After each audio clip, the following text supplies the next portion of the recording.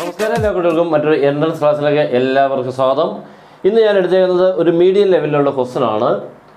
ഇതിൻ്റെ വേറെ ടൈപ്പ് നമ്മൾ ഓൾറെഡി ചെയ്തിട്ടുണ്ട്, പക്ഷേ ഈ ക്വസ്റ്റൻ ചിലപ്പോൾ കണ്ടിട്ടില്ല അല്ലേ. പക്ഷേ ഇതൊക്കെയാണ് എക്സാമിന് വരുന്നത്. എൻട്രൻസിൻ്റെ റിയൽ ക്വസ്റ്റൻസ് ആണ്. ജെയ് ലെവലൊന്നും അല്ല, ഇത് നമ്മുടെ സാധാരണ നമ്മുടെ എൻട്രൻസുകൾക്കെല്ലാം ചോദിക്കുന്നത് കീമിനും എൻ ഡി എക്കും ക്യുസാറ്റിനും അങ്ങനെയുള്ള എല്ലാ എൻട്രൻസ് ചോദിക്കുന്ന സാധാരണ ക്വസ്റ്റനാണ്. എല്ലാവർക്കും ചെയ്യാൻ പറ്റും കേട്ടോ. ക്വസ്റ്റ്യൻ കാണുമ്പോൾ നമുക്ക് ചെയ്യാൻ പറ്റില്ലെങ്കിലും ഇത് കഴിഞ്ഞ് നിങ്ങളെല്ലാവരും ഉറപ്പായിട്ടും ഈ പ്രോബ്ലം ചെയ്തിരിക്കും.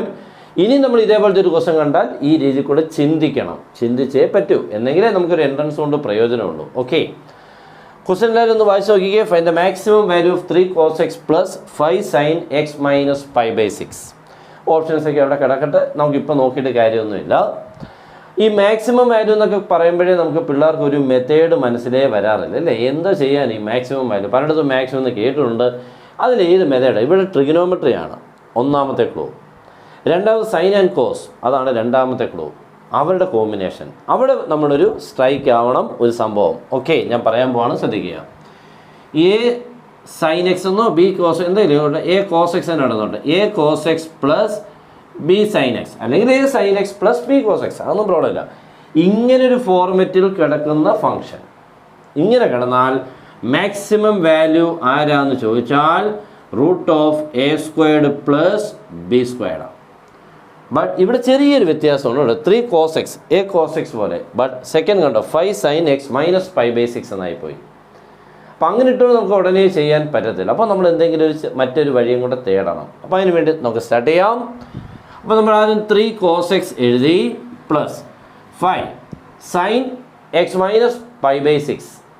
5 കഴിഞ്ഞിട്ട് sine of A minus B കണ്ടോ, sine of A minus B. പക്ഷേ sine of A minus B, sine of X minus Y ഒക്കെ പഠിച്ചിട്ടുണ്ടല്ലോ.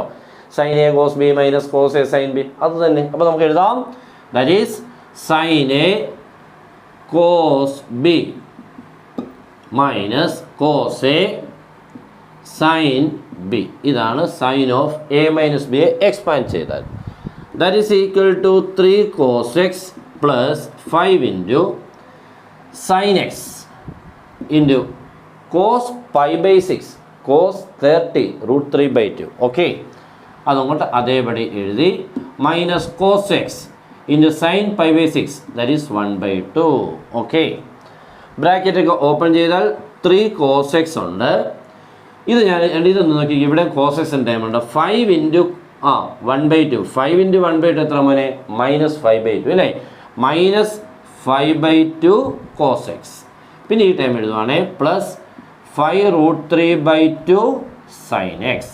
ഞാനപ്പോൾ ഇതെഴുതി 5 ഇൻറ്റു ദിസ് ടൈം, പിന്നെ 5 ഇൻറ്റു ദിസ് ടൈം. ഇതൊന്ന് തിരിച്ചെഴുതിയെന്നേ ഉള്ളൂ കേട്ടോ.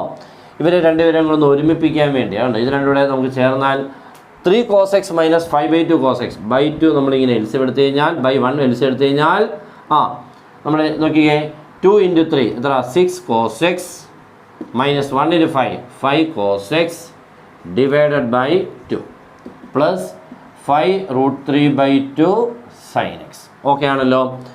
6 cos x minus 5 cos x becomes answer ആയി 1/2 cos x plus 5 root 3/2 sin x. That is in the form of a cos x plus b sin x. ഇവിടെ a ഇത്രയാണ്, ഇതാണ് നമ്മുടെ ആരാ? b. അങ്ങനെയാണെങ്കിൽ മാക്സിമം വാല്യൂ ആരായിരിക്കും? Root of a square plus b square, that means 1/2 the whole square plus 5 root 3/2 the whole square. ശരിയല്ലേ? 1/2 the whole square answer is 1/4 plus 5 root 3/2 the whole square. 5 square is 25.